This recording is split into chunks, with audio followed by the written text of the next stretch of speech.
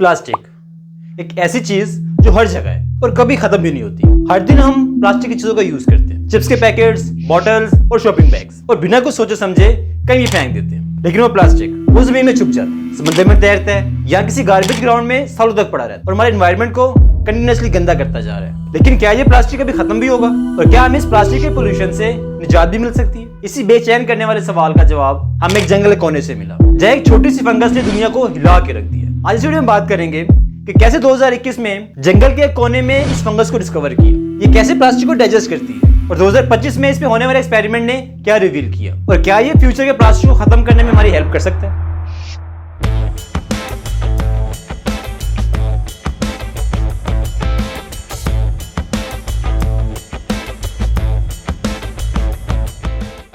दो 2021 में कुछ साइंटिस्ट इक्वाडोर के गहरे और बारिश से भीगते हुए जंगलों में रिसर्च कर रहे थे, और तब उनका मिशन था नए माइक्रो ऑर्गेनिज्म को ढूंढना। लेकिन उन्हें वहां कुछ और मिल गया, एक छोटी सी फंगस, और उसका नाम था पैस्टेलोटिपोसिस माइक्रोस्पोरा। ना कोई चमक ना कोई रंग, बिल्कुल आम से दिखने वाली फंगस। लेकिन जब इस फंगस को येल यूनिवर्सिटी में लाया गया और प्लास्टिक के टुकड़े के साथ टेस्ट किया गया, तब समझ आया ये कोई आम फंगस नहीं है। ये फंगस प्लास्टिक को तोड़ रही थी, उसे डाइजेस्ट कर रही थी, और सबसे हैरान करने वाली बात, ये सब कुछ बिना ऑक्सीजन के हो रहा था। येल के बाद इंडोनेशिया, जापान और नीदरलैंड के रिसर्चर्स ने इस फंगस पे अलग अलग कंडीशंस में ट्रायल किए, ऑयल कंटेमिनेटेड प्लास्टिक वेस्ट पे भी टेस्ट किया, और फंगस ने वहां भी काम कर दिखाया। इससे पता चलता है कि ये डिस्कवरी किसी लैब तक लिमिटेड नहीं है, बल्कि ग्लोबली रिपीटेबल है। यूएन के मुताबिक दुनिया में हर साल तकरीबन 400 मिलियन टन प्लास्टिक बनाया जाता है, और इसमें से आधा सिर्फ एक बार यूज होने के बाद फेंक दिया जाता है, और फिर ये प्लास्टिक समंदर, जंगल और हमारी मिट्टी में चला जाता है और हमारे इकोसिस्टम को पॉइजन कर देता है। तो जब किसी फंगस में प्लास्टिक खत्म करने की एबिलिटी देखी गई, तो ये सिर्फ एक साइंटिफिक क्यूरियोसिटी नहीं थी, बल्कि एक उम्मीद भी थी। एक फंगस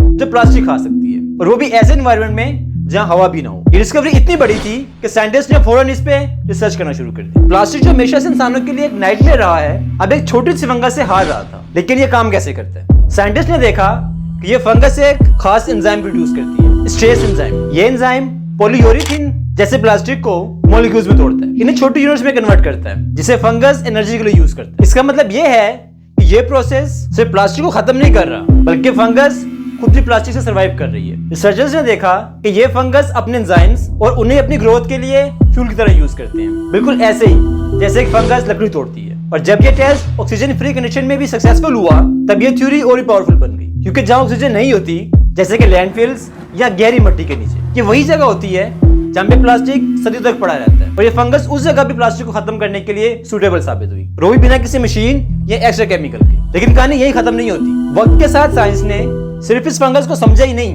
बल्कि इसको और भी ज्यादा पावरफुल बना दिया। 2025 में साइंटिस्ट ने इस पे और रिसर्च की और देखा कि फंगस पॉलीयूरेथीन जैसे प्लास्टिक 90% सिर्फ 60 डेज में तोड़ सकती है, और वो भी बिना किसी हार्मफुल केमिकल और ऑक्सीजन के। और ये सिर्फ लैब्स में नहीं, बल्कि फैक्ट्रीज जैसे सेटअप में भी टेस्ट किया जाने लगा, बड़े इंडस्ट्री बायो रिएक्टर्स में, कंट्रोल्ड एनवायरनमेंट के अंदर। ये फंगस प्लास्टिक को तोड़ने में कामयाब रही, और इसके अलावा रिसर्चर्स ने फंगस के एंजाइम्स हाइड्रोलेज को डीपली स्टडी किया और जेनेटिकली ट्वीक भी किया, ताकि ये और तेजी से काम करे और ज्यादा हार्श एनवायरनमेंट में भी सर्वाइव कर पाए। 2025 से साबित कर दिया है कि ये छोटी सी फंगस कोई साइंस प्रोजेक्ट नहीं, बल्कि प्लास्टिक का रियल वर्केबल सोल्यूशन बन सकती है। अब सवाल ये है कि ये फंगस हमारे प्लास्टिक का परमानेंट सोल्यूशन बन सकती है।